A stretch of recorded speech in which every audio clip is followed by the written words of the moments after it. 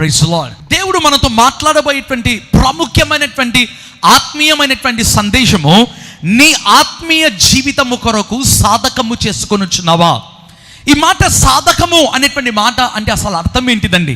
ఈ అంశముడి గురించి దేవుడు ఈరోజు మనతో మాట్లాడబోతుంటున్నాడు. సాధకము అంటే అర్థం ఏంటిదంటే it is nothing but training.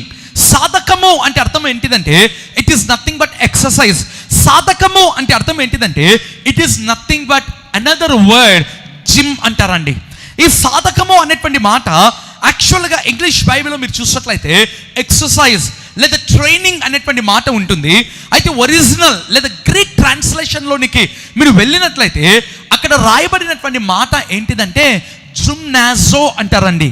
GUMNAZO అనేటువంటి మాట. సో ఇక జుమ్నాజో అందామా లేదా సాధకము ఎక్సర్సైజ్ అనేటువంటి మాట బైబిల్ గ్రంథంలో కూడా మరి రాయబడింది. ప్రియమైన వాళ్ళరా, దేవుని వాక్యంలో చూసినట్లయితే తిమోతికి రాసిన మొదటి పత్రిక 4వ అధ్యాయము 7వ వచనం మనం చదువుకుందాం. 1 Timothy chapter 4:7. అపవిత్రములైన ముస్లిమ ముచ్చట్లను విసర్జించి దేవభక్తి విషయములో నీకు నీవే సాధకము చేసుకొనుము. చాలండి, భాగంలో చూసినట్లయితే అపోస్తలుడైనటువంటి పౌలు తిమోతికి రాసినటువంటి పత్రికలో లేదా తిమోతితో అంటున్నటువంటి మాట అపవిత్రమైన ముసలమ్మ ముచ్చట్లు విసర్జించి. ప్రియమైన వాళ్ళ, మనం ఎప్పుడు బైబిల్ చదివినా ఒకవేళ తెలుగులో మనకు అర్థం కావట్లేదు అనుకోండి, you should read in English versions. English Bible మనం చదవడం ప్రారంభించాలి. ఒక్కసారి మనం చూద్దామా ఇంగ్లీష్ బైబిల్ ఏమని రాయబడిందో? NLT వర్షన్ ఒకసారి మనం చూద్దాం. Do not waste time arguing over godless ideas and old wives' tales. Instead, train yourself to be godly. ప్రియమైన వాళ్ళరా, తెలుగు బైబిల్ కంటే ఇంగ్లీష్ బైబిల్లో చక్కగా రాయబడింది. Do not waste time arguing over godless ideas. ఆ మాట చూడండి దేవుని బిడ్డలారా. ప్రియమైన వాళ్ళరా, బైబిల్లో మరి చూసినట్లయితే రాయబడినటువంటి మాట ఏంటిదో తెలుసా? Do not waste time arguing over godless ideas. అంటే దైవ సంబంధమైన ఆలోచనల వాటి మీద మన మనసు ఉంచుకొని మొదటిగా సమయము వృధా చేసుకోవద్దండి. తెలుగు బైబిల్లో కంటే ఇంగ్లీష్ బైబిల్లో రాయబడింది. తెలుగు బైబిల్లో అపవిత్రమైనవి అంటే అర్థం ఏంటిదండి? దేవుని వాక్యమునకు వ్యతిరేకంగా ఉండేటువంటివి లేదా దేవుని యొక్క చిత్తమునకు వ్యతిరేకంగా ఉండేటువంటివి, అవి అపవిత్రమైనవి అంటారు దేవుని బిడ్డలారా. ఇంగ్లీష్ బైబిల్లో రాయబడిన మాట do not waste time over godless ideas. చాలా మందికి కొత్త ఐడియాస్ వస్తుంటాయి, కొత్త తలంపులు వస్తుంటాయి దేవుని బిడ్డలారా. అవి గాడ్లెస్ అంటే దైవ సంబంధమైనవి కాకుండా ఉంటే do not waste your time. వాటి మీద మీ సమయము వృధా చేసుకోవద్దు. అయితే బైబిల్లో రాయబడినటువంటి మాట వాటిని మీరు విసర్జించండి. రెండవదిగా మీరు చూసినట్లయితే రాయబడినటువంటి మాట నీకు నీవే సాధకము చేసుకొనుము. మరి ఒకసారి ఆ భాగం మనం చదువుకుందామా? తిమోతికి రాసిన మొదటి పత్రిక 4వ అధ్యాయము 7వ వచనం. అపవిత్రములైన ముస్లిమ ముచ్చటలను విసర్జించి దేవభక్తి విషయములో నీకు నీవే సాధకము చేసుకొనుము. చాలండి, ఒక హెచ్చరిక చేస్తుంటున్నాడు పౌలు తిమోతితో అంటున్నటువంటి మాట train your self, exercise your self. నీకు నీవే సాధకము చేసుకొనుము. వేటిట్లో అంట? అపవిత్రమైనటువంటి వాటిట్లో కాదు. వేటిట్లో అంట? దైవ సంబంధమైనవి కాని వాటిట్లో కాదు. పౌలు అంటున్నటువంటి మాట దైవ విషయములలో, స్పిరిచువల్ థింగ్స్ లో ఎక్సర్సైజ్ యువర్ సెల్ఫ్. నీకు నీవే సాధకము చేసుకొనుము. ఏంటండి? దేవుడు అనిండొచ్చు కదా, నేను నిన్ను ట్రైన్ చేస్తాను అనాలి దేవుడు, లేదా I will train you, I will prepare you. దేవుడు ఆ మాట అనాలి కదా ప్రియమైన వాళ్ళరా. మామూలుగా ఒక వ్యక్తి జిమ్లోనికి వెళ్ళినప్పుడు మొదటిగా ఆ వ్యక్తి జిమ్లోనికి వెళ్ళాలండి. ఆ వ్యక్తి వెళితేనే ఆ ట్రైనింగ్ అనేటువంటిది ప్రారంభమవుతుంది. In the same way God's gymnasium అనేటి ఒకటి ఉందండి. దేవుని యొక్క వ్యాయామశాల అందమా లేదా దేవుని యొక్క జిమ్నాజియం అనేటువంటిది ఒకటి ఉంది.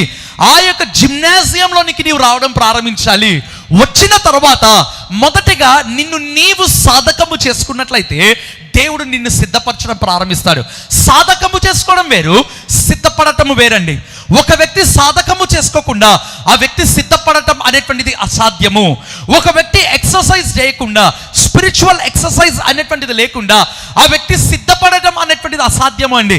చాలా సందర్భాలలో అథ్లెట్స్ని మనం చూస్తుంటాం. అంటే స్పోర్ట్స్ పర్సన్ని, ఒకవేళ క్రికెట్ కావచ్చు, టెన్నిస్ కావచ్చు, షటిల్, బ్యాడ్మింటన్, ఫుట్బాల్, ఏ స్పోర్ట్స్ మీరు చూసినా వాళ్ళు మొదటిగా ఏం చేస్తారండి? వార్మప్ చేస్తుంటారు, లేదా మొదటిగా వాళ్ళు ఎక్సర్సైజ్ చేస్తారు. ఆ తర్వాతనే వాళ్ళు వెళ్ళి ఇక ఆడడం అనేటువంటిది జరుగుతుంది. మొదటిగా వాళ్ళు ఆడరు ప్రేమైన వాళ్ళరా, వాళ్ళు మొదటిగా వార్మప్ చేసుకుంటారు, లేదా ఎక్సర్సైజ్ చేయడం అనేటువంటి జరుగుతుంది. ఇన్ ద సేమ్ వే నీ యొక్క ఆత్మీయమైనటువంటి విషయములలో మొదటగా ట్రైన్ యువర్ సెల్ఫ్. నిన్ను నీవు సిద్ధపరచుకో, లేదా నిన్ను నీవు సాధన చేసుకోవడం ప్రారంభించు. దేవుని యొక్క వాక్యంలో చూసినట్లయితే అసలు ఆ విధంగా చేసినట్లయితే ఎటువంటి లాభము కలుగుతుంది? దేవుని వాక్యంలో చూసినట్లయితే తిమోతికి రాసిన మొదటి పత్రిక 4వ అధ్యాయము 8వ వచనం మనం చదువుకుందాం. శరీర సంబంధమైన సాధకము కొంచెము మటుకే ప్రయోజనకరమగును, కానీ దైవ భక్తి ఇప్పటి జీవము విషయములోను రాబోవు జీవము విషయములోను వాగ్దానంతో కూడిన అది అన్ని విషయములలో ప్రయోజనకరమగును. చాలండి, శరీర సంబంధమైన వ్యాయామము చేయకూడదు అని బైబిల్ చెప్పలేదు దేవుని బిడ్డలారా. ఎందుకంటే one should keep our body healthy and holy. మనము మన శరీరమును ఆరోగ్యకరంగా ఉంచుకోవాలి, దైవికంగా కూడా ఉంచుకోవాలి. ఎందుకంటే బైబిల్లోనే రాయబడింది, your body is a temple of living god. నీ దేహము దేవుని యొక్క ఆలయం. Keep it holy and keep it healthy. దైవికంగా ఉంచుకోవాలి, ఆరోగ్యకరంగా ఉంచుకోవాలి. అయితే ఇక్కడ చూసినట్లయితే పౌలు తిమోతితో అంటున్నటువంటి మాట, శరీర సంబంధమైన సాధకము కొంచెము మట్టుకే ప్రయోజనకరము. ఈ లోకపరమైనటువంటి సాధకము, ఈ లోకపరమైనటువంటి ఎక్సర్సైజ్, ఈ లోకపరమైనటువంటి ట్రైనింగ్ అది కొంచెమే ప్రయోజనకరము. మరి శారీర సంబంధమైనటువంటి సాధకముకు ఆత్మీయ సంబంధమైనటువంటి సాధకముకు తేడా ఏంటి దేవుని బిడ్డలారా? అయితే వ్యత్యాసం ఏంటిదండి? శరీర సంబంధమైనటువంటి సాధకము అంటే ఏంటిదంటే which you do with your outer body. నీవు బయట కనిపించేటువంటి శరీరముతో చేసేటువంటిది శరీర సంబంధమైనటువంటి సాధకము. But there is inner man, అంతరంగ పురుషుడు ఉంటాడు ప్రేమైన వాళ్ళరా. ఈ యొక్క స్పిరిచువల్ ట్రైనింగ్ అనేటువంటిది, స్పిరిచువల్ ఎక్సర్సైజ్ అనేటువంటిది your outer man can not do that, but your inner man can do that. నీ అంతరంగ పురుషుడు మాత్రమే చేయగలరు, కానీ బయట కనిపించేటువంటి పురుషుడు చేయలేడు. అయితే పౌలు అంటున్నటువంటి మాట, శరీర సంబంధమైన సాధకము it is very less profitable, అది తాత్కాలికము. అయితే బైబిల్లో రాయబడినటువంటి మాట, దైవభక్తి ఇప్పటి జీవము విషయంలోను రాబోవు జీవము విషయంలోను వాగ్దానముతో కూడినదైనందున అన్ని విషయములలో ప్రయోజనకరము. What is the difference? వ్యత్యాసం ఏంటిదండి? శరీర సంబంధమైన సాధకము అనేటువంటిది తాత్కాలికం, ఆ కొద్దిసేపే సంతోషము, ఆ కొద్దిసేపే ఆనందము. అయితే బైబిల్లో పౌలు అంటున్నటువంటి మాట, కానీ దైవ భక్తి అనేటువంటిది జీవము విషయములోను, ప్రస్తుత జీవము అంటే ఇప్పుడు ఉన్నటువంటిది, రాబోవు జీవము అంటే నిత్య జీవము ప్రియమైన వాళ్ళరా. అన్ని విషయములలో ఈ యొక్క స్పిరిచువల్ ఎక్సర్సైజ్ అనేటువంటిది, ఆత్మీయమైనటువంటి సాధకము, ఇట్ ఈస్ నథింగ్ బట్ దైవ భక్తి. ఆ దైవ భక్తి అనేటువంటిది క్షయమైనది కాదంటే ప్రియమైన వాళ్ళరా. It is not temporary, it is not only for present but it is also for future. ప్రస్తుతము కొరకు మాత్రమే కాదు, కానీ నీ భవిష్యత్తు కొరకు, నీ యొక్క నిత్య రాజ్యము కొరకు. అంత మాత్రమే కాదు, శరీర సంబంధమైనది వాగ్దానముతో కూడినది కాదు, ఆత్మీయమైనటువంటి సాధకము వాగ్దానముతో కూడినది. బైబిల్లో మనం చదువుకున్నాం, శరీర సంబంధమైన సాధకము కొంచెమే ప్రయోజనకరము, కానీ దైవభక్తి అనేటువంటిది వాగ్దానముతో కూడినదైనందున అన్ని విషయములలో ప్రయోజనకరము. హల్లెలూయా. అన్ని విషయములలో, నీ కుటుంబము విషయంలో, నీ పిల్లల జీవితంలో, నీ భార్య విషయంలో, నీ భర్త విషయంలో ప్రియమైన వాళ్ళరా, నీవు క్షయమైన దాని కొరకు, శరీర సంబంధమైన సంతోషము కొరకు నీవు పనిచేస్తుంటే అది నిత్య జీవము కాదు. దేవుడు అంటున్నటువంటి మాట, ఈ యొక్క దైవ భక్తి కలిగినట్లయితే, లేదా ఇక స్పిరిచువల్ ఎక్సర్సైజ్ నీవు చేసినట్లయితే అది వాగ్దానముతో కూడినది కనుక అన్ని విషయములలో ప్రయోజనకరమైనది. బైబిల్ చెప్తున్నటువంటి మాట, అన్ని విషయములలో. Why? Because it is moving with the promise of God. ఎందుకంటే అది వాగ్దానముతో కూడినది అండి.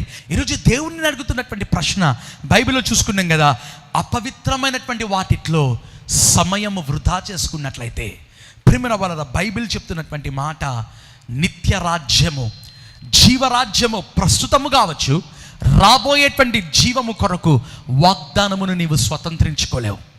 You cannot inherit that promise. ఆ వాగ్దానం ఏంటిది? నిత్య రాజ్యం. ఈరోజు దేవుడు హెచ్చరికతో కూడినటువంటి ఆత్మీయమైన సందేశము మీకు ఇచ్చి ఉండగా ఒక్కసారి మిమ్మల్ని మీరు పరీక్షించుకోవాల్సిందిగా కోరుతుంటున్నాను. దేవుడి యొక్క సందేశము ద్వారా మనతో మాట్లాడి ఉండగా తలలు వంచినట్లయితే మనం ప్రార్థన చేసుకుందామా.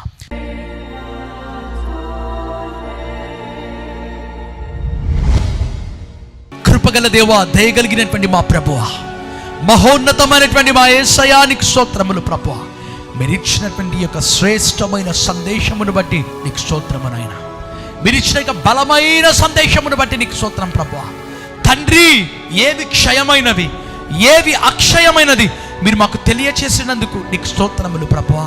తండ్రి, ఒకవేళ వ్యర్థమైన వాటి మీద మా మనసు ఉంచుకొని నాయనా తండ్రి, దైవ చిత్తానుసారమైనటువంటి వాటి విషయంలో తండ్రి ఒకవేళ మేము వెనుకబడి ఉంటే మమ్మల్ని క్షమించు ప్రభువా.